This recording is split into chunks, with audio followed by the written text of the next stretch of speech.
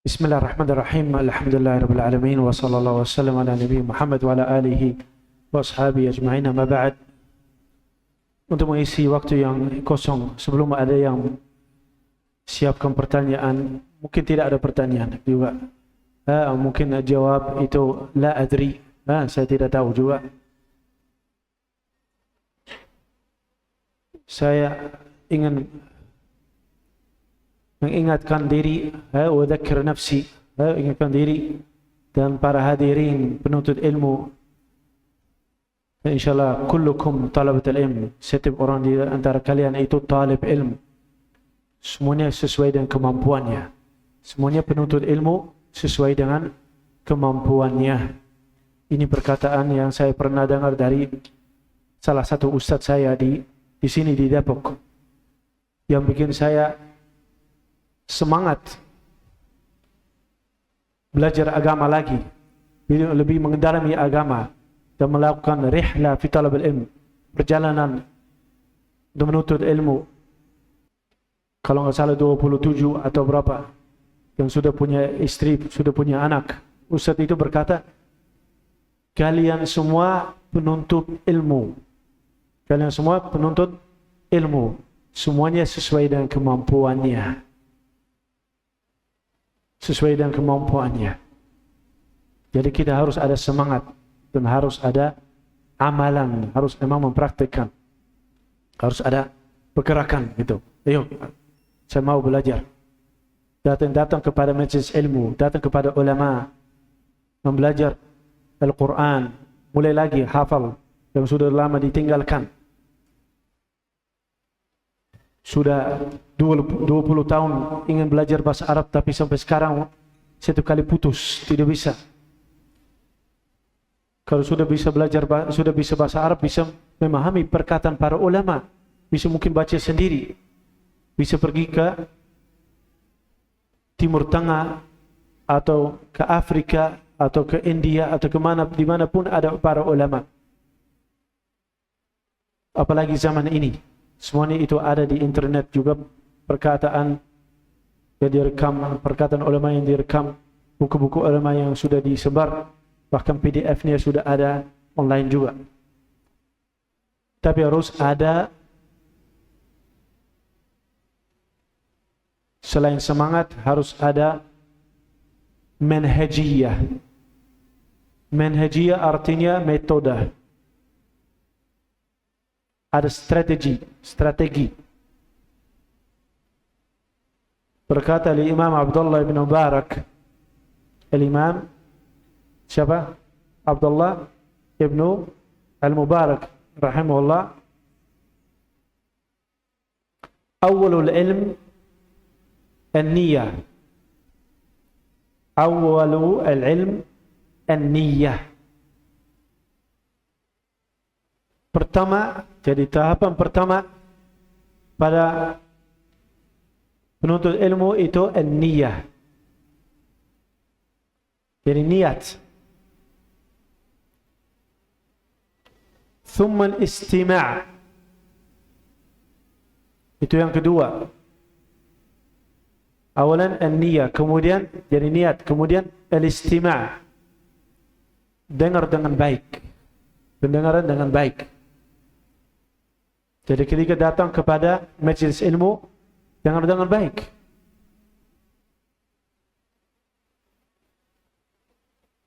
Telinga itu harus apa? Ke depan, bukan ke belakang.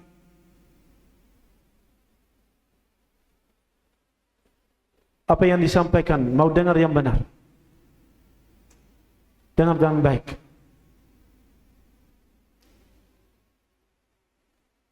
Thumma al-fahm. Kemudian memahami dengan baik. Memahami dengan baik. Thumma al-hifdh. Thumma al-hifdh. Hafal yang disampaikan. Yang paling baik yang disampaikan itu harus dihafal. Thumma al-amal. Kemudian mengamalkannya. Al-amal. Al-amalu bil ilm. Mengamalkan ilmu itu, mempraktikkan. Sudah berapa? 4. An-niyah wal istima' wal faham wal hifdz wal amal. 5. 5. Bukan 4, 5. Thumma nashruhu. Berkata Abdullah bin Mubarak, thumma nashruhu. Menyebarkan ilmu itu. Jadi ad-da'watu ilaih. Kalau ibarat yang lain, mengajak orang kepada ilmu itu, menyebarkan ilmu itu, mengajar ilmu itu. Itu hak al-ilm. Itu haknya ilmu. Kalau orang menuntut ilmu, cari ilmu, kumpul ilmu dari para ulama, dari majlis-majlis ulama dan dai-dai, dia harus apa? Datang dengan niat yang baik, lurus, belajar, hanya belajar karena Allah Subhanahu wa taala. Ingin membelajar agama karena Allah. Kemudian apa? Dengan baik. Kemudian memahami dengan baik. Jangan mikir sesuatu yang lain.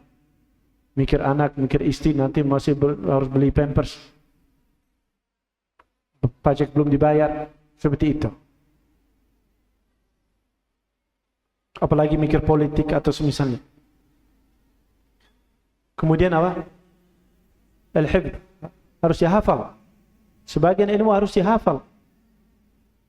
Mungkin tidak semua, tapi sebagian ilmu harus dihafal.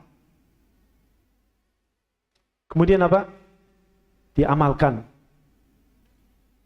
Ilmu tidak ada barakah kecuali kalau ada amalannya. Diamalkan. Dan terakhir, nashruhu, menyebarkannya. Wa da'watu ilaih, wa ta'limuhu, mengajar kepada orang lain. Ini manhajiyah. Jadi metode untuk seorang yang ingin ilmunya lebih berkah. Alladhi yurid al-barakah fi talab al-ilm.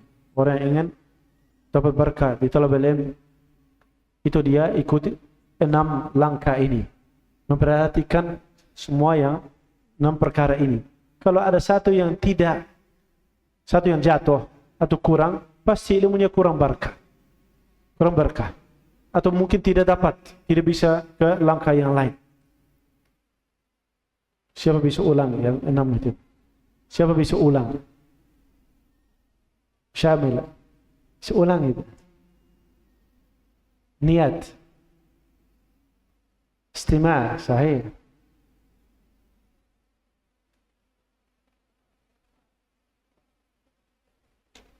Qabla hada, sebelumnya. Ini. Faham. Hifdz, hafal.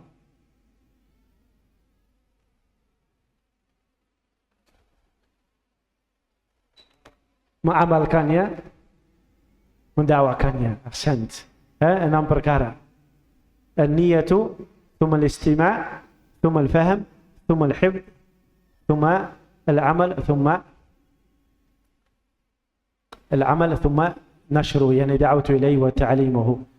Ini perkataan yang ringkas dari Abdullah bin Mubarak rahimahullah ta'ala dalam manhajiyati fi talab al-ilm, metode untuk supaya ilmu lebih berkah.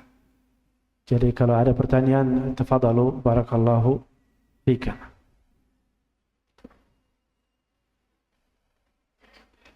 Ulang lagi. Ada lagi yang tulis. Qala Abdullah bin Mubarak. Didikte. Qala Abdullah bin Mubarak. Awwalul ilm. Awwalul ilm. An-niyatu, thumma al-istima', thumma al-fahm, thumma al-hifdh, thumma al-amal, thumma ad-da'wa. Ahsant. An-nashr. Ahsant. Jayyid. Ahsant. Alhamdulillah. Silakan. Astagfirullah. Ahsanallahu ilaik. Syekh, ada titipan pertanyaan dari beberapa ikhwah. Kami yang tinggal di kota besar terkadang memulai harinya bekerja bahkan sebelum salat fajar, salat subuh, dan kembali ke rumah terkadang setelah salat Isya. Kami memang terlahir walhamdulillah dari keluarga muslim. Hanya saja sebagian dari kami terkadang baru memulai mempelajari agama ini ketika sudah berumur dewasa, bahkan sudah berumur tua. Yang ingin kami minta kepada antum ya Syekh, sebuah nasihat. Dari mana kami harus memulai menuntut ilmu? Dari keterbatasan waktu yang kami miliki, di samping harus bekerja. Walhamdulillah di kota-kota besar sudah tersebar banyak kajian, dan di masjid kita ini juga entah itu kajian akidah, fiqih, bahasa Arab, Al-Quran dan lain sebagainya. Hanya saja dengan keterbatasan waktu, nasihat dari antum, ilmu apakah yang harus kami betul-betul dalami terlebih dahulu? Itu saja insyaallah Syekh. Jazakumullah khairan. Bismillahirrahmanirrahim. Alhamdulillah wassalatu wassalamu ala nabi Muhammad wa ala alihi wa ashabihi ajma'in. Ini dari satu sisi, dari dua sisi. Sisi yang pertama itu kembali kepada time management. Itu artinya time management, membagi waktunya, manajemen waktu. Manajemen waktu. Ada waktu untuk kerja, ada waktu untuk duduk sama keluarga, ada waktu untuk hobi, ada waktu untuk ilmu agama, ada waktu untuk agama. Jadi yang pertama harus ada niat. Kembali kepada lagi, harus ada niat, harus ada irada, keinginan. Harus ada semangat, itu yang pertama. Kalau sudah ada niat, kemudian tidak terjadi, sudah dapat pahala. Ada niat tapi tak ada penghalang, alhamdulillah sudah dapat pahalanya. Man salaka tariqan yaltamisu fihi ilman sahalallahu lahu tariqan ila jannah. Orang yang hadis yang terkenal itu masyhur. Orang yang keluar untuk menuntut ilmu, Allah Subhanahu wa taala akan memudahkan dia perjalanan kepada surga. Jadi kalau sudah berada di atas jalan dengan niatnya sudah bergerak, mau, kemudian ada penghalang, tetap dapat pahalanya. Pahala penuntut ilmu, insyaallah. Hanya ada penghalang. Kedua, harus ada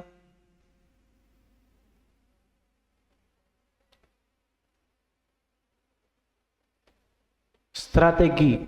Harus tahu ilmu yang mana yang aku bisa menguasai atau masih ada kekurangannya. Kalau belum bisa baca Al-Quran misalnya, itu lebih utama. Kalau belum tahu ahkam salat, tata cara salat atau ahkam, itu lebih utama. Karena itu rukun kedua. Kalau tidak tahu artinya la ilaha illallah Muhammad Rasulullah, itu harus dipelajari, harus cari, harus baca, tanya, datang kepada seorang ustadz misalnya, tolong jelaskan kepada saya apa artinya la ilaha illallah Muhammad Rasulullah. Dan alhamdulillah sekarang itu sosmed atau WhatsApp atau Facebook itu sangat mudah, mempermudahkan. Bahkan chat GT saya baru kenal tadi, baru guna tadi, baru ada yang kasih lihat. Itu sudah tahu jawabannya, jangan percaya semuanya, tapi bisa membantu. Jadi ada di internet ada banyak, atau mau bertanya kepada seorang ustadz itu alhamdulillah sudah ada banyak grup atau ada nomor Ustadz mungkin, grup WhatsApp atau nomor Ustadz bisa bertanya. Jadi harus bagi waktunya, harus tentukan waktunya untuk menuntut ilmu. Pasti ada waktunya. Tidak mungkin orang tidak punya waktu sama sekali. Mungkin berkah kurangnya dalam waktunya. Itu aja. Pasti ada waktu. Sama ada waktunya untuk pergi ke pasar. Atau waktu duduk sama teman-teman ngopi. Pasti ada waktu juga untuk Allah dan Rasulnya. Belajar agama. Pasti ada waktu. Harus tentukan waktunya. Itu aja. Cari waktu yang cocok. Yang pas. Apalagi hari libur. Mungkin ada hari libur. Atau kerjaan tidak terlalu banyak.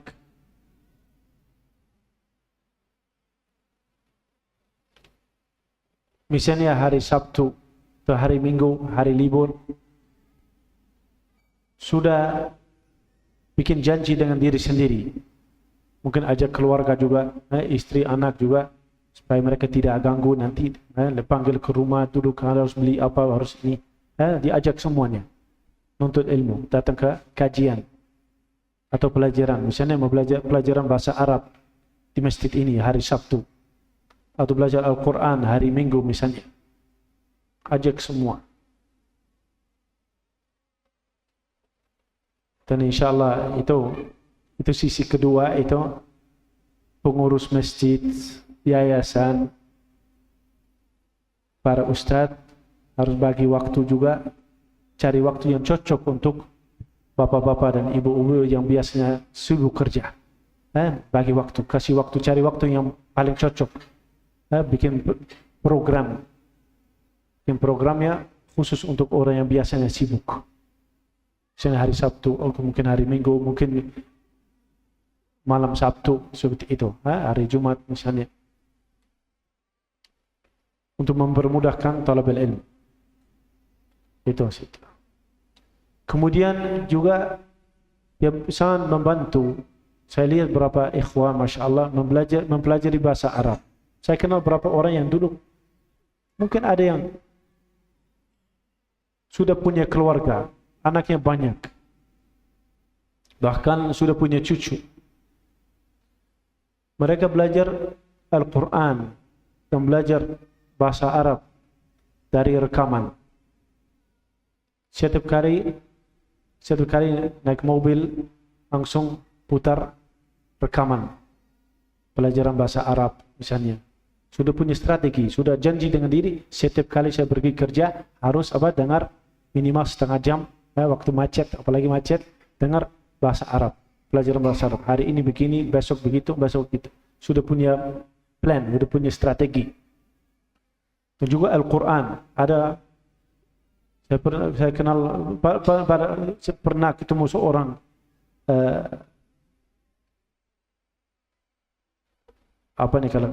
taxi driver, sopir taksi, hafal Quran di mobilnya. Kapan? Setiap kali berhenti nunggu penumpang, ada mushafnya di depannya. Bahkan di fotokopi satu halaman yang harus saya hafal hari ini, dia tempel di setir. Setiap kali nunggu di lampu merah, itu baca lagi. Itu ditempel di setirnya, seperti itu. Dan hafal Al-Quran.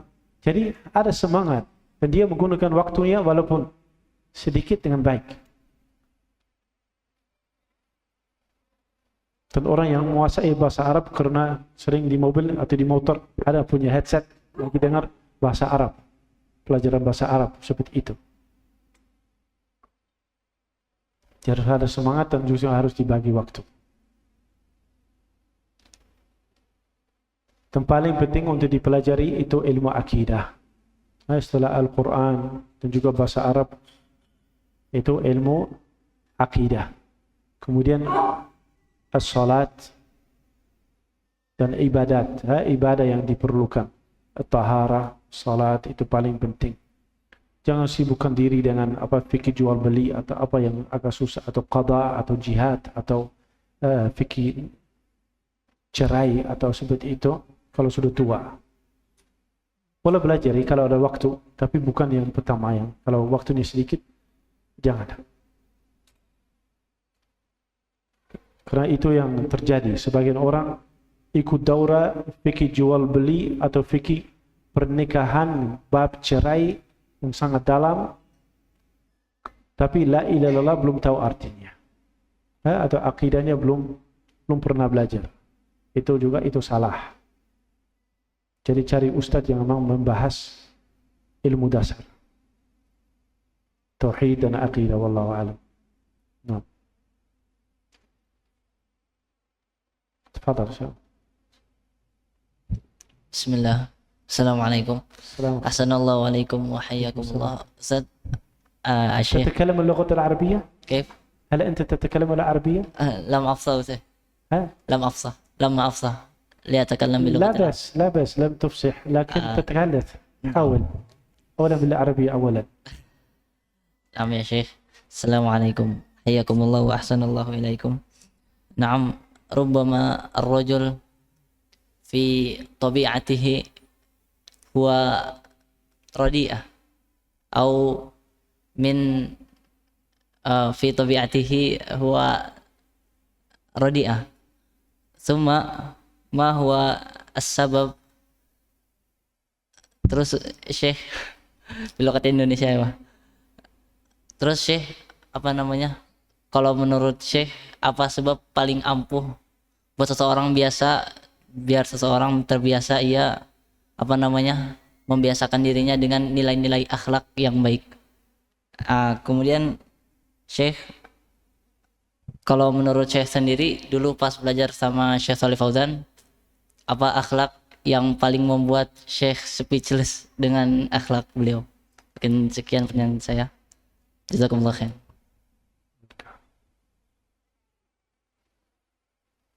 Itu al-akhlaq ya. Itu al-akhlaq, sebagian itu dari akhlaq, yani ba'd al-akhlaq hadi ghariza tabi'ah.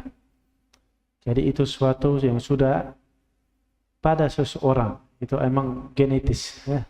Genetik itu sudah ya. Ada orang yang dermawan, ada orang yang sabar, ada orang yang begitu dan begitu. Itu sudah ada pada orang. Mungkin orang itu tidak ada pada orang lain. Mungkin sudah ada. Itu fi tabi'atihi, fi tabi'i. Ada yang baik juga. Akhlak yang mulia ada. Dan akhlak yang buruk mungkin ada fi tabi'atihi. Dari nature-nya, dari diri sendiri, genetik sudah ada seperti itu. Yang baik harus dipelihara, yang buruk harus diperbaiki, dihilangkan. Ya.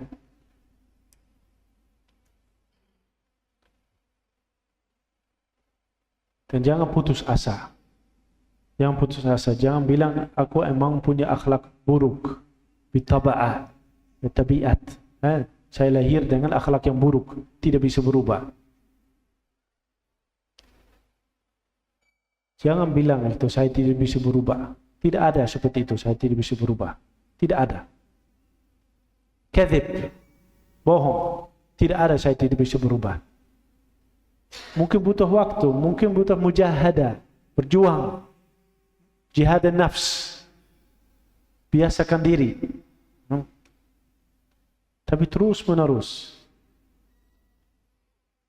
Membaca sirat Rasulullah sallallahu alaihi wasallam dan buku-buku yang sudah menyebut akhlak, mulia makarim al-akhlaq, dan buku yang terkumpul juga yang menjelaskan apa itu masawi al-akhlaq, akhlak yang buruk juga, supaya tahu mana yang buruk, mana yang baik. Selalu itu introspeksi. Selalu introspeksi. Kemudian biasakan diri. Yang baik biasakan. Yang buruk berusaha untuk tinggalkan. Jangan putus asa. Jangan putus asa. Jangan bilang saya tidak bisa berubah. Itu yang pertama. yang terkait dengan Syekh Saleh Al-Fauzan hafizahullah, Syekhuna, dari akhlak beliau atau cara mengajar beliau, pelajaran beliau, beliau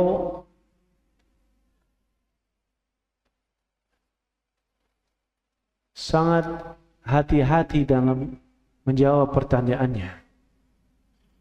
Sangat hati-hati.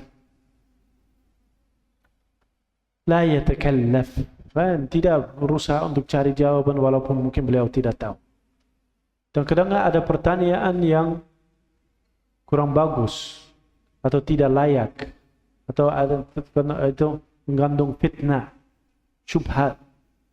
Dan beliau menjawab dengan hikmah. Mungkin jawabannya ke pertanyaan khusus, jawabannya umum, untuk menghindari fitnah. Jadi beliau sangat memperhatikan cara menjawab pertanyaannya.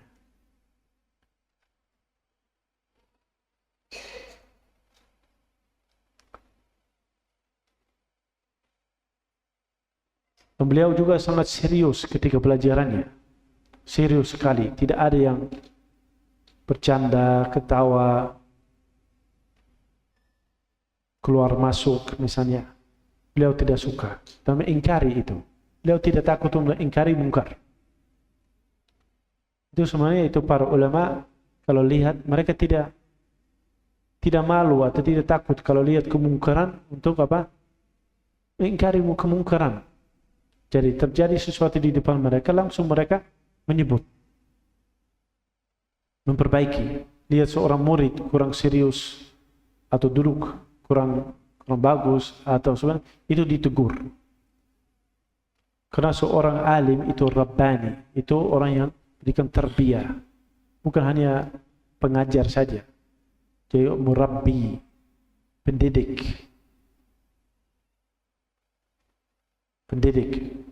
murabbi.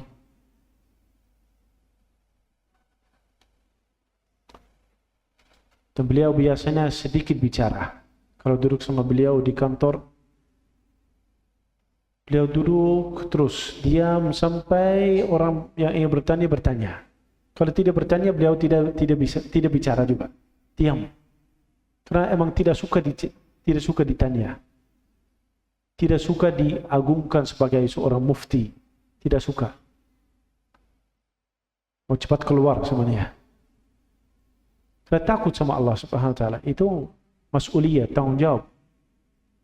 Hari kiamat setiap pertanyaan yang dijawab itu dipertanyakan.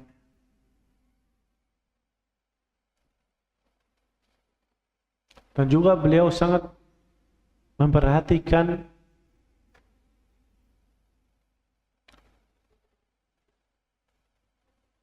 para pemula, jadi baru belajar. Pelajarannya sangat simple, mudah dipahami, tidak terlalu panjang. Kalau tidak paham sesuatu, beliau bilang, wallahu a'lam, saya tidak tahu juga. Dan nanti kita baca lagi, insyaallah. Dan yang sulit itu biasanya beliau meringkaskan supaya dipahami oleh semua. Jadi pelajaran beliau itu bukan hanya untuk advanced, untuk tingkat tinggi sekali, doktor, para ulama, para syekh. Tidak. Pelajaran bisa dipahami oleh orang biasa, tukang ojek, khabaz, tukang roti, muallim, pengajar, talib, belajar, sampai doktor. Jadi yang bersarjana di ilmu syariat semuanya itu suka sama pelajaran beliau. Beliau berkata, al-ilmu yanbaghi an yusahhal. Al-ilmu yanbaghi an yusahhal. Ilmu itu seharusnya dipermudahkan. Karena sebagian doktor, kalau istilahnya seperti itu, doktor, ustadz, profesor, ketika mengajar jadi menjadikan ilmu sulit.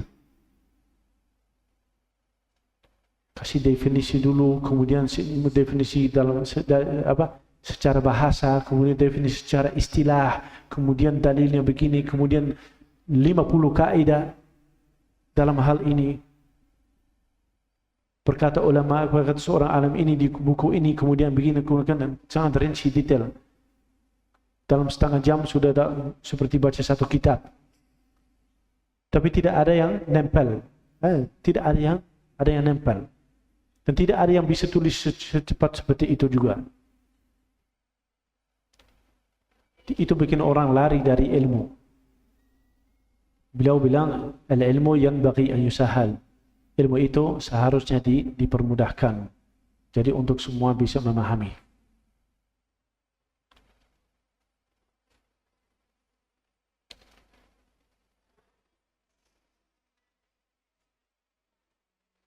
Itulah. Cukup atau ada lagi? Cukup. Alhamdulillah. Ada lagi?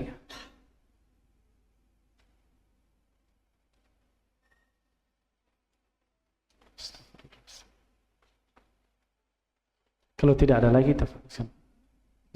ada lagi atau tidak? Tafadhal. Nggak bisa dengar. Situ ada malu ya berdiri. Assalamualaikum. Kalau semuanya malu, tidak ada yang mengajar juga. Ya. Ya, assalamualaikum Syekh. Ya. Ana Surya. Mungkin ada yang bisa dijadikan pelajaran untuk kami semua yang ada di sini. Afwan, mungkin kalau pertanyaan ini kurang tepat Syekh ya. Mungkin dari kegiatan sehari-hari Syekh yang mungkin bisa dijadikan pelajaran kami ya kan. Kegiatan amalan-amalan yang dilakukan oleh Syekh sehari-hari gitu kan, yang dapat kami jadikan contoh. Itu yang dapat kami lakukan dalam kehidupan kami sehari-hari juga. Itu aja Syekh, syukran. Assalamualaikum. Waalaikumsalam warahmatullahi wabarakatuh. Sebenarnya saya bukan contoh yang baik.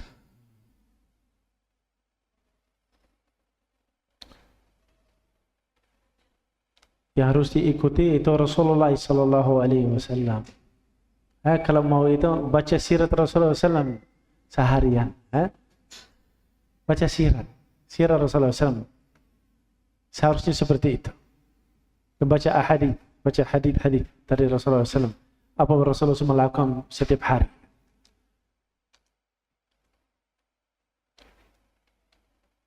Kalau saya sendiri masih banyak kekurangan. Banyak sekali kekurangannya. Tapi ada sesuatu yang saya belajar dari seorang imam masjid dulu. Saya baru masuk Islam. Saya diajak oleh teman kuliah untuk pergi ke satu masjid di tempat yang sangat jauh di Belanda. Kurang lebih 2,5 jam pakai kereta api. Mungkin 3 jam mungkin. Kemudian jalan kaki ke masjidnya. Kurang lebih 40 menit dari stasiun. Masjidnya ada di kampung. Jadi Masya Allah di Belanda masih ada masjid, walaupun kampung masih ada masjid. Alhamdulillah. Karena di situ ada aset say, kita bilang aset say, jadi itu asrama pengungsi, asylum seeker. Orang Somalia, orang Irak, orang Iran, orang Kashmir, orang Palestina, seperti itu. Untuk sementara. Jadi kami datang ke masjid, saya sama teman kuliah, namanya Muhammad, orang Maroko, untuk hanya untuk ketemu imam masjid itu. Imam masjid itu dari Yaman. Dan tidak bisa bahasa Belanda, hanya sedikit aja, berapa kata saja. Tapi orang sangat lembut. Akhlak yang sangat baik.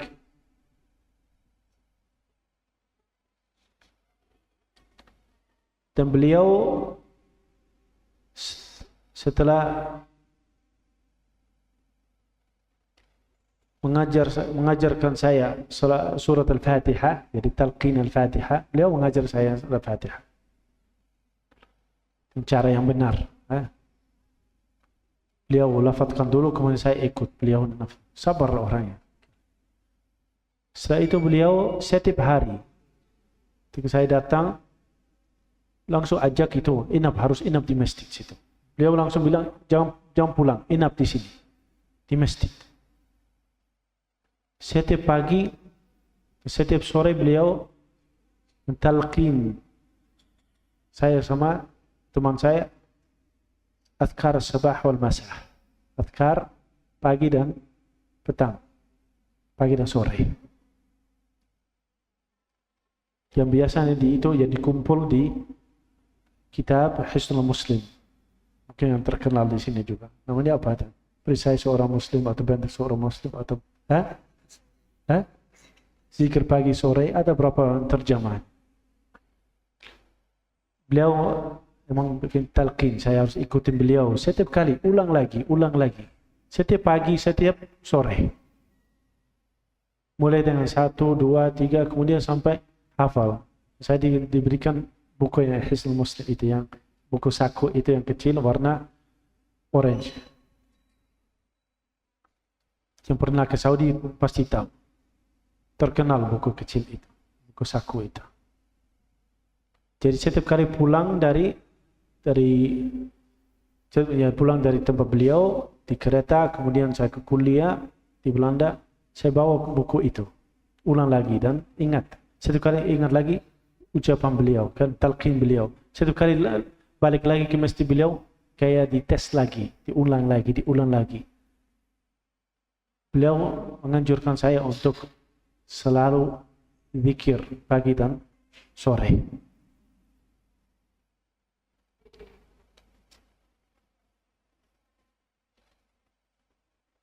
Duduk setelah sholat subuh atau sebelum, jadi setelah azan tapi belum sebelum iqamah sudah bisa mulai semuanya. Setelah sholat kadang-kadang tidak ada waktu, ada kerjaan, jadi balik lagi, tapi sambil jalan bisa. Naik kereta, zikir. Naik motor, bisa, zikir. Lagi masak, zikir. Tidak ada, zikir itu dengan lisan, itu tidak ada penghalang sebenarnya. Kerjaan apapun kita bisa berzikir itu. Tapi setelah itu saya tidak lupa, walhamdulillah. Jadi semoga beliau juga dapat pahala yang besar. Itu sangat penting itu, zikir. Itu mungkin sesuatu yang setiap hari saya. Jangan ikut saya, ikut Rasulullah SAW. Karena teladan saya itu Rasulullah SAW. Rasulullah SAW biasanya zikir pagi dan sore. Dan itu saya belajar dari orang imam itu dari Yaman. Dan alhamdulillah sampai sekarang semoga selalu dijaga, alhamdulillah, zikir pagi dan sore. Penting. Itu seperti ruqyah harian. Itu banyak orang sekarang itu kena sihir, mesej syaitan, masukkan syaitan atau apa, banyak itu. Saya mengajar di pesantren itu di bagian santriwati mungkin 3-4 itu. Hampir setiap hari harus diruqyah. Dan banyak orang emang kena sihir atau kena syaitan yang masuk, mesej syaitan atau ain, hasad, kena. Mungkin wallahu alam itu setelah takdir Allah Subhanahu wa taala, itu karena mereka lalai dalam zikir. Zikir dengan salat itu sudah ruqyah. Jadi ruqyah sebelum terjadi sihir. Dan kalau sudah kena itu tetap itu ruqyah. Jadi itu pelindung. Pelindung. Ada hifz min syaitan. Zikir sabah wal masa, pagi dan sore, itu harus dijaga. Dan amalannya ringan dan pahalanya sangat besar. Mungkin itu aja. Jazakallah khair.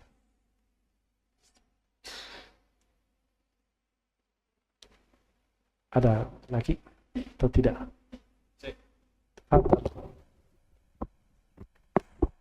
Assalamualaikum warahmatullahi wabarakatuh. Assalamualaikum. Sahib al-kitab, masyaAllah. Sahib daftar. Yang tulis.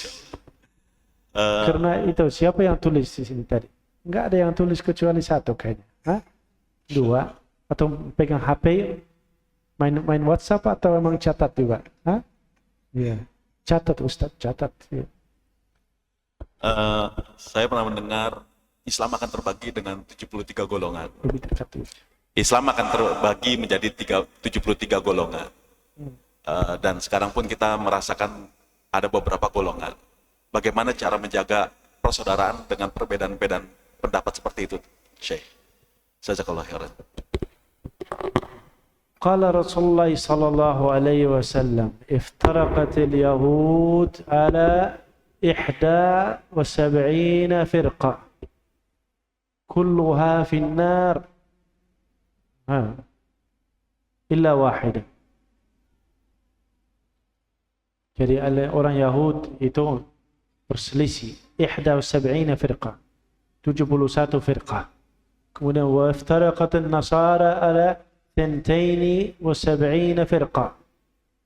Orang Nasrani cabelah jadi firqah, golongan-golongan, kelompok-kelompok, sekte-sekte. Berapa? 72. وستفترق أمتي على 73 فرقة. Dan umatku, umat Islam akan pecah belah, akan pecah menjadi atau dibagi 70 berapa? 3. 73 kelompok. Jadi lebih lagi dari orang Yahudi dan Nasara. Perselisihan akan lebih lagi. Kulluha finnar, semuanya akan berada di api neraka. Sudah dapat ancaman masuk api neraka, ancaman. Bisa jadi ahli nar selama-lama, jadi bekal, atau mungkin sementara kemudian dikeluarkan. Tapi tetap itu ada diancam dengan iqab.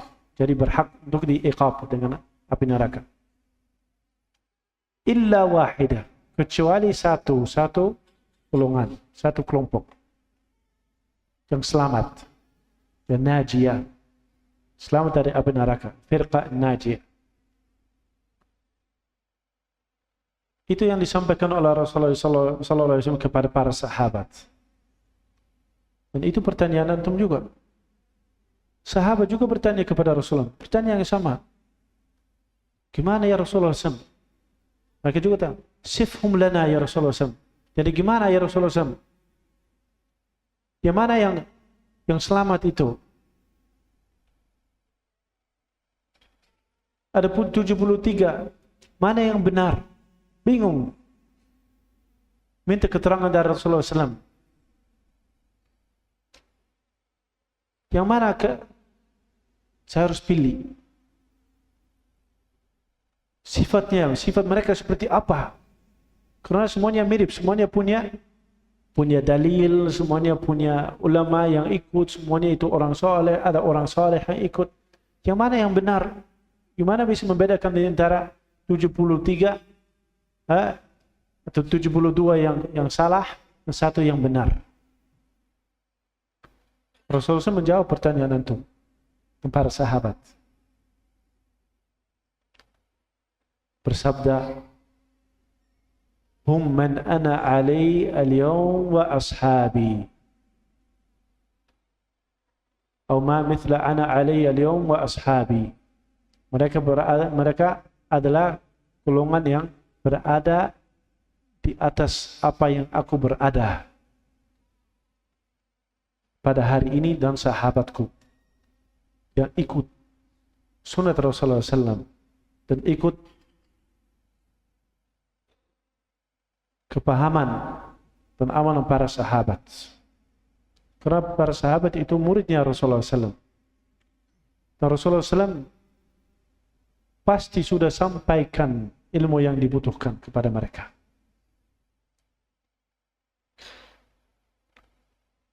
Jadi mempelajari sunnah Rasulullah SAW dan ilmu salaf, para sahabat. Kalau sudah mempelajari itu bisa orang bisa membedakan di antara yang benar dan tidak benar. Dengan ikhlas, jangan itu jadi orang yang taklid, ikut-ikutan. Cari kebenaran. Emang ini sesuai dengan hadis Rasulullah SAW atau tidak? Ini sesuai dengan pahaman salaf atau tidak?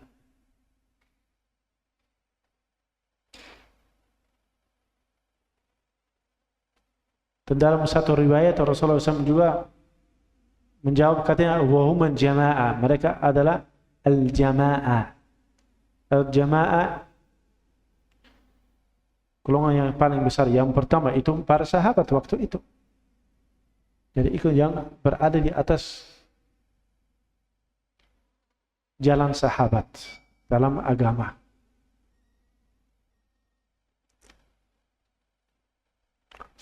Jadi Rasulullah SAW sudah menjawab pertanyaan itu.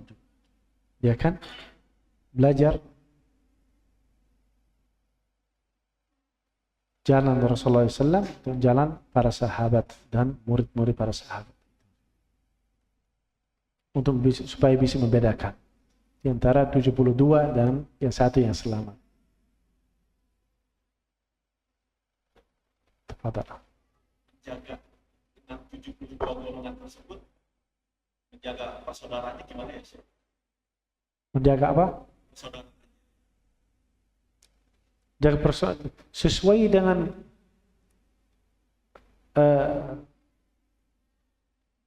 kedekatan mereka dengan kebenaran. Yang lebih dekat kebenaran lebih berhak. Yang lebih jauh, jadi lebih dekat kekufuran tapi belum kufur, masih saudara, tapi mungkin tidak sedekat, persaudaraan tidak sekuat dengan yang lain. Yang paling kuat itu yang paling dekat dengan kebenaran. Tapi tetap itu mereka masih satu umat. Itu satu umat. Ada yang lebih akrab, ada yang lebih jauh. Sama dengan saudara kandung. Ada yang akrab, saudara diri sendiri, kakak, adik.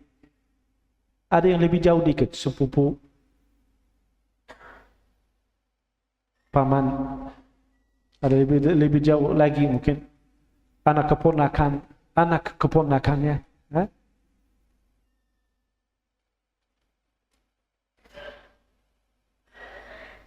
Dan semisalnya.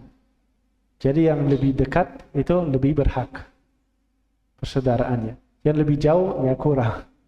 Ya kan? Tapi tetap dijaga, paling minimal. Ya, semuanya dijaga. Sama dengan tetangga juga. Tetangga yang paling dekat lebih berhak kita untuk dapat kebaikan kita.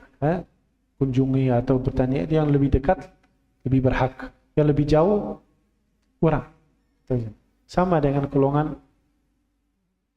atau firqah-firqah dalam agama Islam juga begitu. Tapi kalau sudah sampai kekufuran itu sudah keluar dari agama Islam.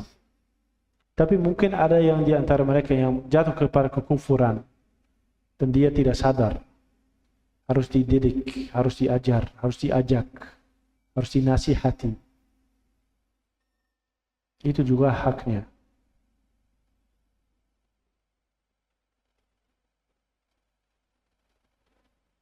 Jadi pada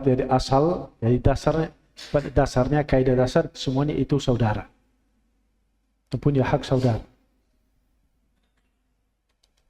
Itu asalnya. Ada yang lebih akrab, ada yang lebih jauh, tapi semuanya punya hak.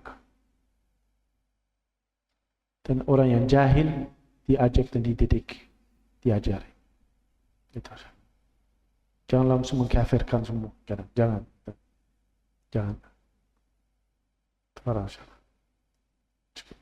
Pas. Belum. Ada. Silakan ada. Saya khawatir mungkin orang sudah mau pulang atau akan terlambat dikit. Tapi kalau masih hujan, kayaknya masih duduk. Masih hujan, Pak. Iya, masih hujan. Iya. Assalamualaikum warahmatullahi wabarakatuh. Mungkin pertanyaannya klasik, tapi saya ingin mendengar dari Syekh yang mungkin asli dari Eropa. Kami tinggal di daerah yang kebanyakan manusia atau tetangga kami masih melakukan, ya katakanlah, peringatan kematian-kematian, kalau bahasa familiarnya tahlilan, untuk mengingat orang yang sudah meninggal, katakanlah 3 hari, 7 hari, 40 hari, 100 hari, dan seterusnya. Kami sebagai bertetangga kadang-kadang kebanyakan merasa nggak enak untuk di lingkungan kami tinggal. Kebetulan kami tinggal di dekat Masjid Amwa ini, di Krukut. Kami tinggal di Krukut. Untuk menyikapi itu bagaimana sebaiknya kami, karena sering kami diundang untuk mendatangi acara-acara seperti itu. Alhamdulillah, karena kami sudah mendengar dari asatidz untuk acara-acara hal seperti itu tidak disyariatkan, kami tidak datang. Bagaimana sebaiknya sikap kami untuk bertangga kepada para tetangga yang masih melakukan hal-hal yang seperti itu? Sekian, jazakallahu khairan. Assalamualaikum warahmatullahi wabarakatuh. Assalamualaikum. Tetap menghormati mereka. Sabar, tapi dengan hormat kepada mereka. Jangan mencela mereka, menghina mereka. Dan mungkin menjelaskan kepada mereka bahwasanya apa alasannya saya tidak hadir. Tapi berbuat baik kepada mereka juga dalam hal yang lain. Jadi tetangga yang baik. Selalu mungkin sering antar makanan ketika masak. Ya, undang mereka ke rumah, ngobrol. Kalau mereka sudah tahu sikap kita terhadap masalah itu, insya Allah bisa diterima. Insya Allah bisa diterima. Tapi harus sabar, harus diterima dengan baik. Gitu. Dan jangan jadi orang yang kaku dalam hal itu. Dan juga jangan takut atau marah-marah. Takut jawabannya atau takut diundang atau nanti gimana. Secara halus tapi jelas, saya tidak bisa ikut karena saya anggap itu tidak disyariatkan. Walaupun kalau kalian ingin melakukan silakan, tapi saya tidak bisa hadir. Tapi besok saya antar makanan saya ya ke rumah. Seperti itu. Jadi balas dengan baik. Balas keburukan dengan kebaikan. Insyaallah itu akan dipermudahkan insyaallah. Harus konsisten ya, harus konsisten. Konsisten dan istiqamah insyaallah.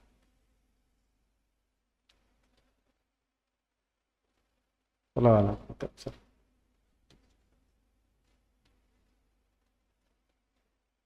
Ada lagi?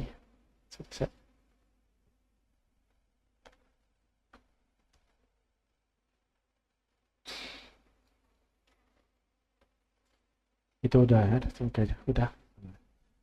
Alhamdulillah. Subhanaka wa bihamdika asyhadu an la ilaha illa anta astaghfiruka wa atubu ilaik. Jazakumullah khairan.